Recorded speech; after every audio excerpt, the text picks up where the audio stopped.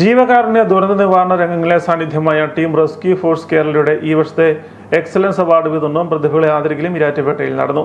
Market റോഡിലെ Haji P K Aliyar memorial municipal community ഹാളിൽ നടന്ന ചടങ്ങ് Pala MLA. Mani C Kappan father ദൈവം കൊളുത്തി ഉദ്ഘാടനം ചെയ്തു.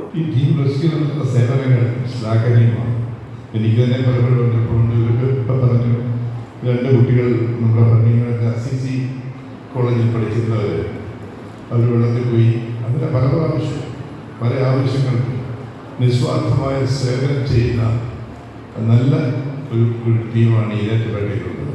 എവിടെ ദുരന്തമുണ്ടായാലും ആ ദുരന്ത മുഖത്ത് സേവന സന്നദ്ധരായി ഒന്നും പ്രതീക്ഷിക്കാതെ ഈ നന്മ കൂട്ടങ്ങൾ അവിടെ എത്തിച്ചേരുന്നു എന്നുള്ളത് വലിയ കാര്യമാണ്.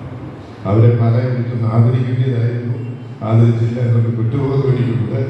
താമസിയാതെ പരിഹരിച്ചോളാം.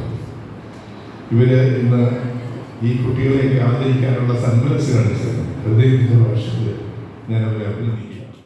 വിവിധ ഡിഗ്രി PG കോഴ്സുകളിൽ റാങ്ക് ജേതാക്കളായവർ, കഴിഞ്ഞ SLC+2 പരീക്ഷകളിൽ മുഴുവൻ വിഷയങ്ങൾക്കും A+ കരസ്ഥമാക്കിയവർ, ഉന്നത വിജയം കൈവരിച്ച വിദ്യാലയങ്ങൾ എന്നിവരെ ചടങ്ങിൽ പുരസ്കാരങ്ങൾ നൽകി ആദരിച്ചു. Team rescue president Naushad VM അധ്യക്ഷത വഹിച്ചു. യോഗത്തിൽ പൂഞ്ഞാർ MLA അഡ്വക്കേറ്റ് സജി ജോസഫ് മുഖ്യാതിഥിയായിരുന്നു.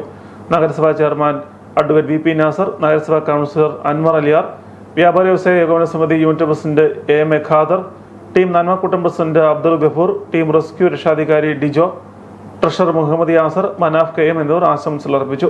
സംഘടനയിലേക്ക് പുതുതായി കടന്നുവന്ന അംഗങ്ങൾക്കുള്ള യൂണിഫോം വിതരണവും ഇതോടൊപ്പം നടന്നു. ടീം റെസ്ക്യൂ ഫോഴ്സ് മുഖ്യ രക്ഷാധികാരി PM അബ്ദുൽ ഖാദർ, സെക്രട്ടറി ആരിഫ് ആഴിൽ തുടങ്ങിയവർ സംസാരിച്ചു.